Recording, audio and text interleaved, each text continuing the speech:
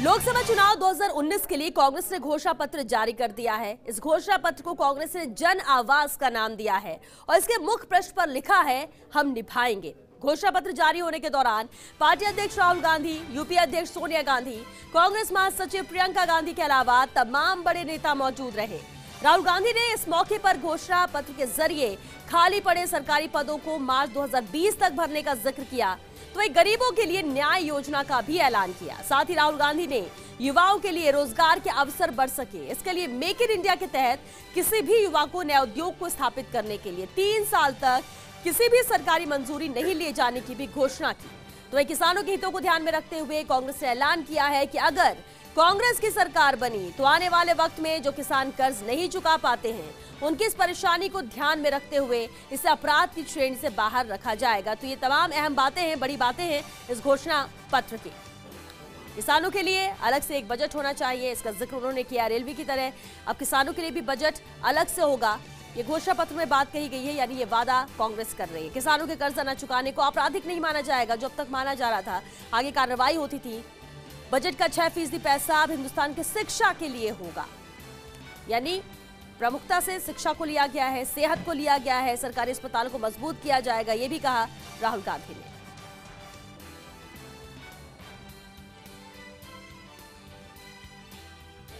और राहुल गांधी ने कांग्रेस के घोषणा पत्र के किन अहम बिंदुओं को ऐतिहासिक करार दिया है, आइए ये सुनते हैं।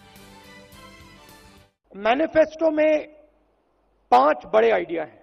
हमारा हाथ का सिंबल है और 5 हमारे मेन थीम्स हैं। सबसे पहला थीम न्याय का थीम।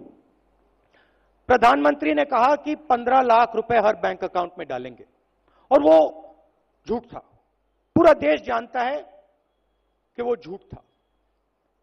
हमने उनकी बात पकड़ी और मैंने मैनिफेस्टो कमेटी से पूछा और कहा कि सच्चाई निकाल के हमें दीजिए। हिंदुस्तान के गरीब लोगों के बैंक अकाउंट में सचमुच हिंदुस्तान की सरकार कितना पैसा डाल सकती है? और एक नंबर दिया उन्होंने मुझे, 72,000 रुपए हर साल। गरीबी पर वार 72,000, रोजगार और किसान। देश में युवाओं को रोजगार नहीं मिल रहा है। नरेंद्र मोदी ने 2 करोड़ की बात की, झूठ। मैंने इस मामले में भी मैनिफेस्टो कमेटी से कहा, मुझे आप सच्चाई बताइए, सच्चाई क्या है? 2 करोड़ नहीं किए जा सकते तो आप मुझे बताइए सच्चाई क्या है। मैं सच्चाई बोलना चाहता हूं और सच्चाई बड़ी क्लियर है। 22 लाख सरकारी रोजगार खाली पड़े हैं, उनको कांग्रेस पार्टी मार्च 2020 तक भर के दे देगी। 10 लाख युवाओं को ग्राम पंचायतों में रोजगार दिया जा सकता है। उन 10 लाख युवाओं को कांग्रेस पार्टी ग्राम पंचायतों में रोजगार दे देगी। एंटरप्रेन्योर्स के लिए, आज अगर आप एंटरप्रेन्योरशिप करना चाहते हैं, मेक इन इंडिया की दुनिया में आप बिजनेस खोलना चाहते हैं, अलग अलग डिपार्टमेंट से आपको परमिशन लेनी पड़ती है, रिश्वत देनी पड़ती है। हमने एक बहुत इनोवेटिव आइडिया निकाला है।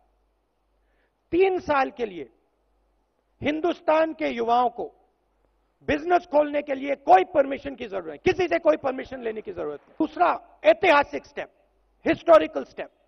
देखिए, करोड़पति बैंक लोन लेते हैं। आपने देखा